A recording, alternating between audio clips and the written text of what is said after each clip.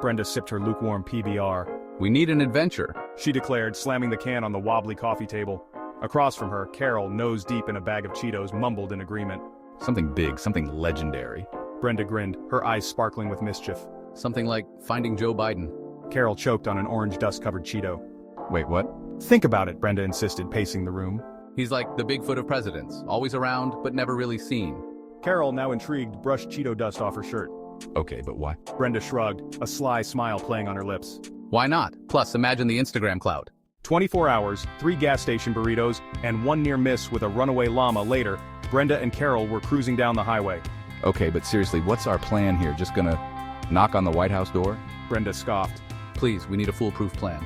She pulled out a crumpled napkin, covered in what looked suspiciously like lipstick smudges and ketchup stains. Behold, Operation, where in the world is Joe Biden? Carol eyed the napkin skeptically. This better be good. The plan, as it turned out, was a masterpiece of flawed logic and questionable assumptions. It involved conspiracy theories, questionable online tips, and an unhealthy obsession with Biden's favorite ice cream flavor. We're going to find him, Carol. I can feel it in my bones. Carol, however, wasn't so sure, but hey, it wasn't like she had a better plan. The White House loomed before them, imposing and underwhelming. Looks smaller on TV. Carol, busy snapping selfies, just shrugged. More photogenic in person, though. Operation Where in the World is Joe Biden? Step 1, infiltrate the White House gift shop. They'd blend in, gather intel, maybe snag a souvenir snow globe. Easy peasy, except... Ma'am, you can't bring that in here. The security guard said, eyeing Brenda's oversized purse with suspicion. It's my emotional support chihuahua. Brenda protested, clutching the purse to her chest. He gets anxious in crowds. The chihuahua, thankfully, remained silent. Unfortunately, the argument attracted the attention of a nearby tour group. Run! Carol hissed, grabbing Brenda's arm and sprinting away before the questions about the emotional support chihuahua could begin. Step 1. Failed. Time for Plan B, which, unfortunately, they hadn't gotten around to formulating yet. Plan B, after much deliberation and a very large pizza, involved befriending a White House intern. Surely they knew where Joe was hiding. The intern, a nervous young man named Chad, looked like he hadn't slept in days. Hi? He stammered, clutching a stack of folders precariously. Don't be scared, Chad. Brenda said, flashing him a disarming smile. We just want to know, where's Joe? Chad's eyes widened in horror. You can't ask me that. It's like top secret. Relax, Chad. Carol reassured him, patting his arm. We're not with the media, we're just concerned citizens. Chad, torn between his duty and the fear of these two slightly unhinged women, cracked. Okay, I heard a rumor. That he's obsessed with miniature horses? Brenda and Carol exchanged a look. Miniature horses? This was getting weirder by the minute. Miniature horses, miniature horses. Where would one find miniature horses? Texas, rodeos, the internet. A news notification popped up on Brenda's phone. President Biden makes surprise appearance at SXSW Festival. Bingo, he's in Austin, we're going to Texas. But miniature horses? Details, road trip. Their journey to Texas was eventful. They encountered a roadside attraction dedicated to the world's largest ball of yarn, got lost in a corn maze shaped like Richard Nixon's face, and accidentally joined a cult that worshipped Elvis Presley as a deity. Through it all, their determination to find Joe Biden never wavered. Even if it meant braving the chaos of SXSW, a festival notorious for its crowds, its heat, and its questionable hygiene. XSW was a lot. The sheer volume of people, the noise, the chaos, it was like being dropped into a human beehive. Overwhelming, crowded, and full of people who took themselves way too seriously. Everywhere you looked, there were intense faces, people rushing from one panel to another trying to absorb every bit of information. How are we supposed to find one slightly senile president in this mess?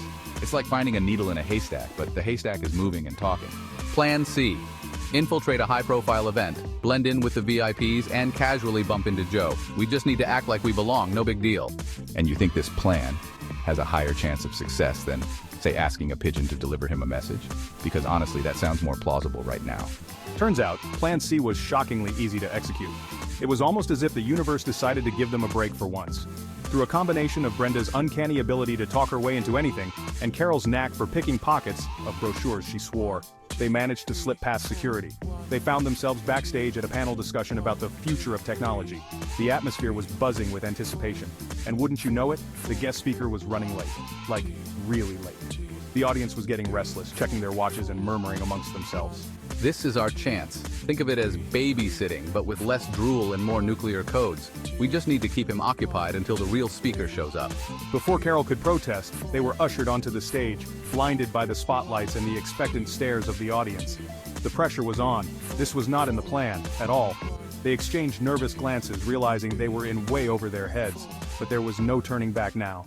They escaped the SXSW debacle relatively unscathed, unless you counted Carol's newfound fear of microphones. Back on the road, they regrouped. Texas had been a bust, but they had a new lead, Delaware. Delaware? What's in Delaware? Tax-free shopping, historical landmarks, and Joe Biden's childhood home? You're grasping at straws, but fine. Let's go see Joe's childhood home. Delaware was underwhelming. Quaint, yes, charming, sure. But the highlight was a gas station that sold fried pickles, which, to be fair, were delicious. Joe Biden, however, was nowhere to be found. His childhood home was now a museum, filled with dusty memorabilia and slightly creepy life-sized cutouts of a young Joe. This is depressing. Maybe we should just give up. Not yet. There's still one place we haven't checked. You're telling me that we drove all the way to Delaware for ice cream? Not just any ice cream, my friend. This is where Joe Biden gets his favorite flavor. Rumor has it, he even invented it. The flavor in question was called Rocky Road to the White House, and it was as bizarre as it was delicious. Think chocolate ice cream, chunks of brownie pretzels, and maraschino cherries. It's surprisingly good. Suddenly the door opened and a hush fell over the parlor. In walked, no, it couldn't be. It was him, Joe Biden, in the flesh, looking surprisingly spry for his age.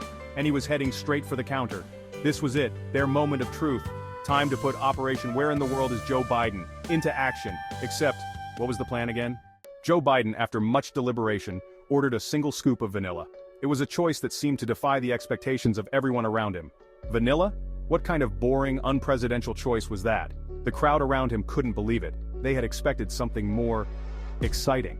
Brenda and Carol watched, dumbfounded, as he paid, took his ice cream, and sat down at a corner table. Alone, with vanilla. It was as if the world had turned upside down. This is all wrong. Where's the Rocky Road? The mint chocolate chip? Anything but vanilla. Where's the Secret Service? Where's the excitement?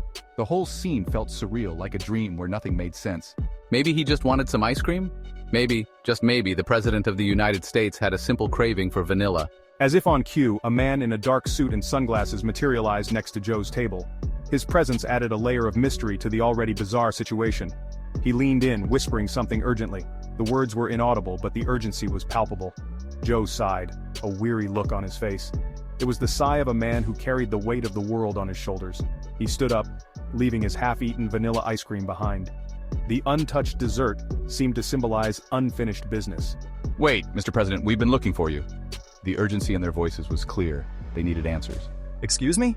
The confusion was spreading like wildfire. This was it.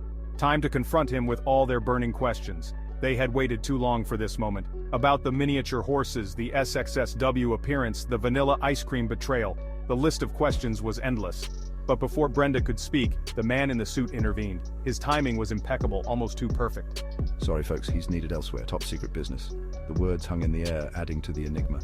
And with that, Joe Biden, the man who was supposed to be the Bigfoot of presidents, vanished into thin air. It was as if he had never been there, leaving behind a half-eaten scoop of vanilla and a whole lot of unanswered questions. The mystery deepened, and the questions remained. Defeated, Brenda and Carol trudged back to their car.